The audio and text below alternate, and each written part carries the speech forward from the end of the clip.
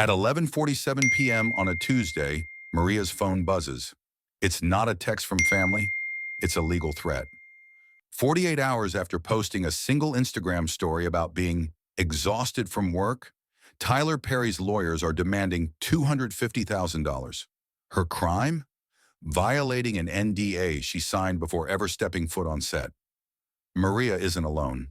8 former Tyler Perry Studios workers, all bound by ironclad contracts, now claim they endured 16-hour days, mysterious loyalty fines, and surveillance so intense that security guards deleted photos from their personal phones.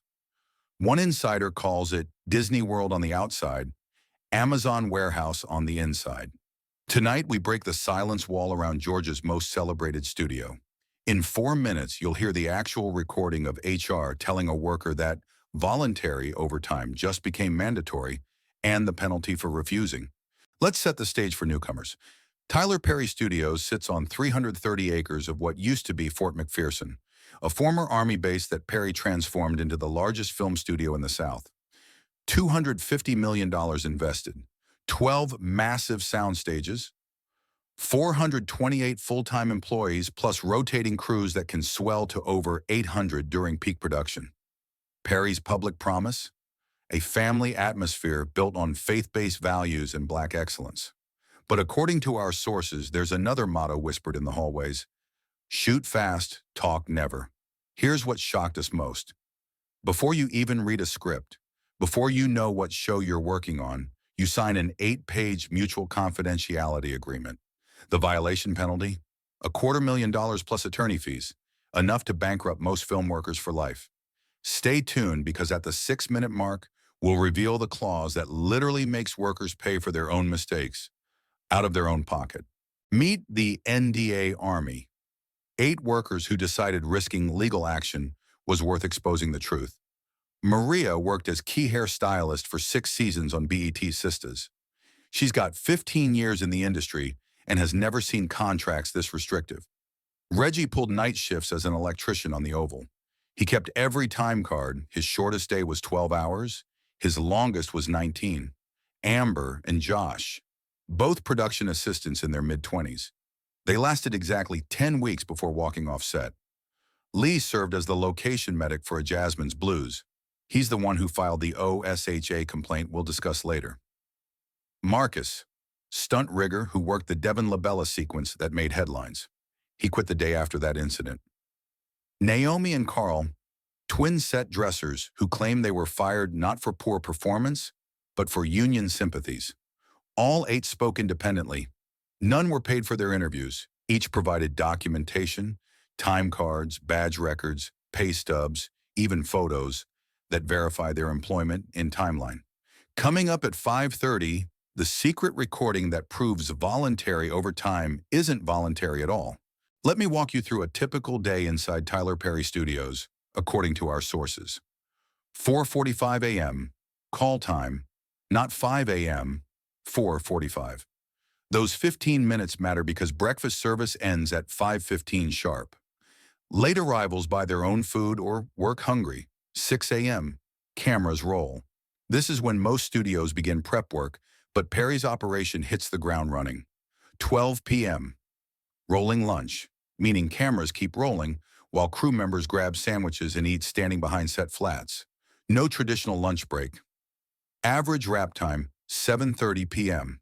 That's 14 hours and 45 minutes on average, despite Perry's public claims of 10 hours or less. But here's where it gets darker. Multiple crew members showed us schedules with only 6-hour turnarounds between wrap and next call time. That means finish at 10 p.m., back on set at 4:45 a.m. The loyalty fine system, this one stunned us. Workers get docked $50 from their paycheck if their radio battery dies twice in 1 week. Another $50 if they're caught sitting during active shooting hours, even if they're not needed on camera. Amber told us they keep a gospel choir on standby every Friday to sing us into the weekend, while payroll literally stole 11 hours of my overtime pay. The irony was suffocating. At 7 minutes, you'll hear why Tyler Perry's philanthropy makes workers feel guilty about speaking out, even when they're getting hurt on set. Every Tyler Perry Studios worker doesn't just sign one NDA. They signed 3 interconnected documents that legal experts call the most comprehensive silence system in entertainment.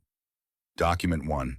Employment Agreement, standard Georgia right-to-work language, nothing unusual here. Document 2. Media Non-Disclosure Agreement. This covers plots, set designs, celebrity interactions, and here's the kicker: personal observations about workplace conditions. Document 3.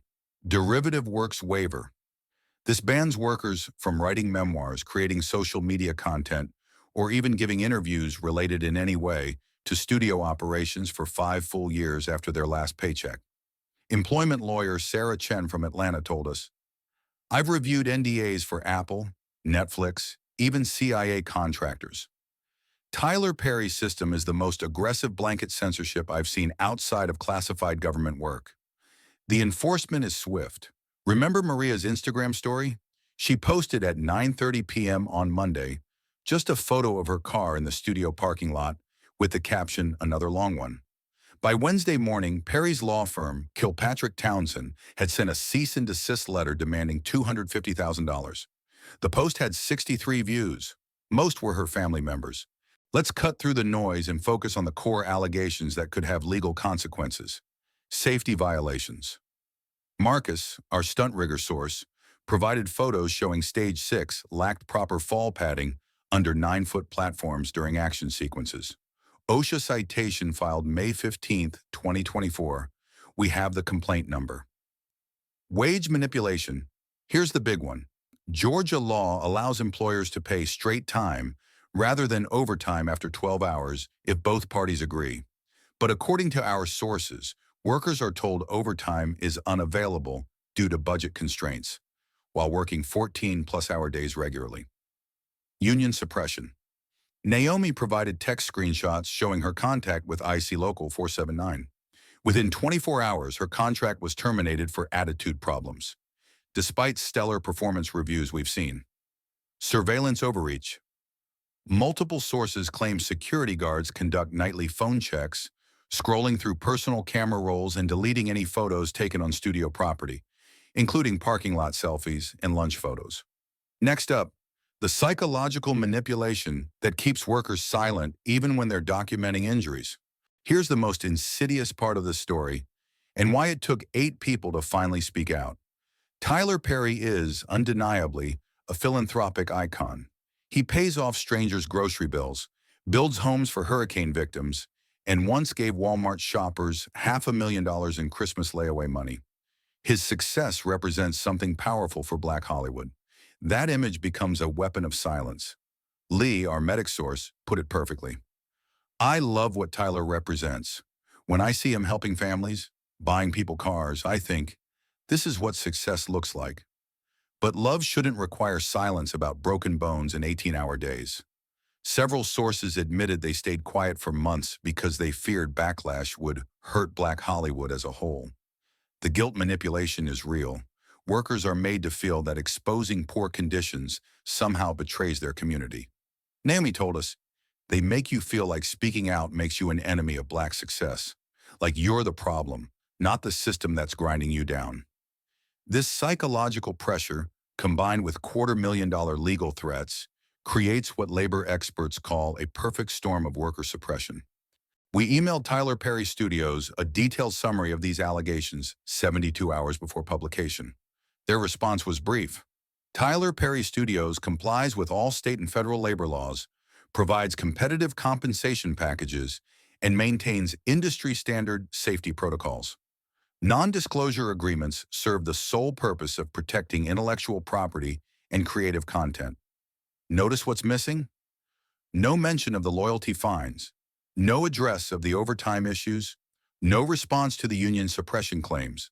Meanwhile, IATSE Local 479 confirms they're in informal discussions with at least 5 current Tyler Perry Studios employees. If a formal complaint is filed, Georgia's Department of Labor must launch an investigation within 30 days. The timing is crucial. This coincides perfectly with Perry's race to refinance that $200 million loan we covered in our previous video. Bad publicity could scare off the international investors he desperately needs. 8 voices have now broken their silence. $250,000 penalties be damned. But this is just the beginning. Tyler Perry Studios faces a crossroads. Embrace transparency and reform working conditions, or risk a public labor showdown that could destroy investor confidence right when the studio needs it most. The workers we spoke to aren't asking for the impossible, just fair wages for overtime, reasonable turnaround times, and the basic right to discuss workplace safety without legal threats. Tap subscribe and the bell so you'll see our follow-up. No rumors, just documents and first-hand accounts. Your view, your comment, your share. That's what lets whistleblowers know they're not alone. Let's make sure the truth doesn't get buried.